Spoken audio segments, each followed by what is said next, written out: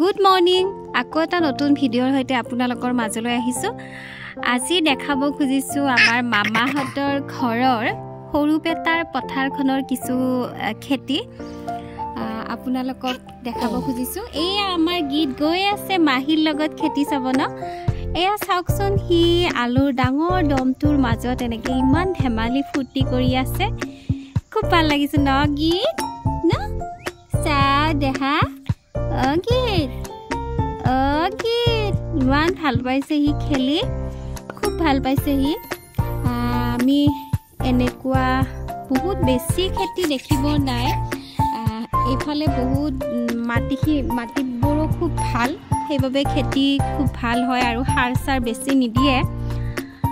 এনেকৈ ভাল লাগে। আলুবোৰ দেখিছেনে? এইখিনি আলু ধুই লৈছে, ধুই পেলাই বিক্ৰী কৰিব আৰু তাত এই পানীত থৈ দিছে আলুখিনি, সেইখিনিও বিক্ৰীৰ বাবে থৈ দিছে। আমাৰ গীতে খুব খেলিছে ন গীত। চাও অদুন হা খেলি আছা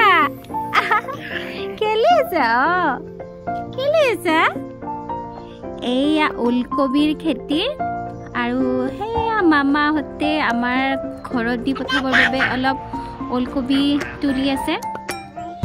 আহা খুব ভাল লাগে এনেকৈ।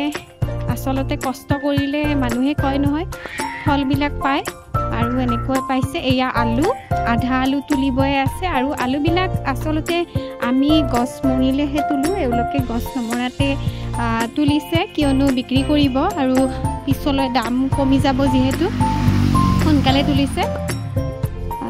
এইয়া বগৰীৰ খেতি, এইখিনি হ'ল বগৰী। বহুখিনি ঠাইত বগৰী আছে আৰু কিছুদিন গ'লে ভালকৈ খাব পৰা হ'ব। এতিয়া ইমান বেছি হোৱা নাই, তথাপি আমি কিছু লৈছোঁ ঘৰত খাবৰ বাবে।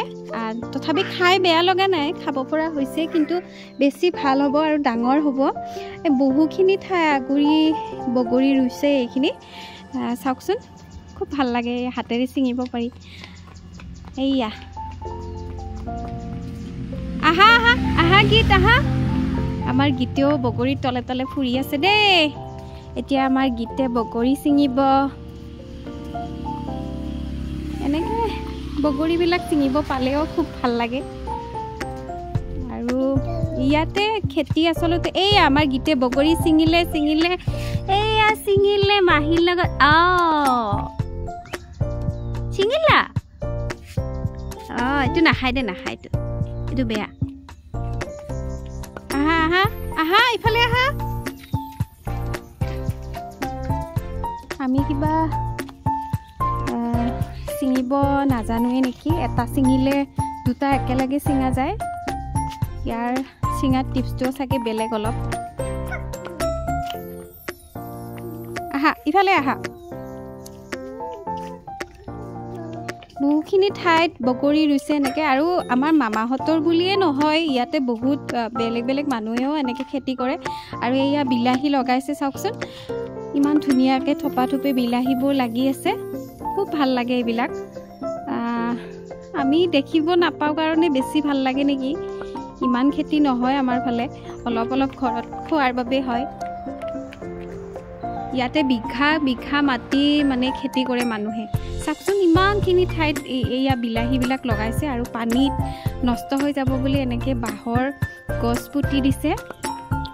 চাওক, আৰু এয়া বোলে ব্ৰকলি ডাঙৰ হৈছিল, কেইটামান বিক্ৰী কৰিলে আৰু এতিয়া হোৱা নাই। আৰু ওপৰত চাইন দিছে তেনেকৈ, তাতে পটল দিছে। আৰু এয়া বন্ধাকবি, খুব ডাঙৰ কবিকেইটা। চাওকচোন ইমান ধুনীয়া লাগে। এয়া মানুহবিলাক লগাইছে কাটিবলৈ। আৰু শেষত আমাৰ গীতৰ কেইখনমান ফটো আগবঢ়ালোঁ আৰু আজিলৈ এৰিছোঁ। Bye bye.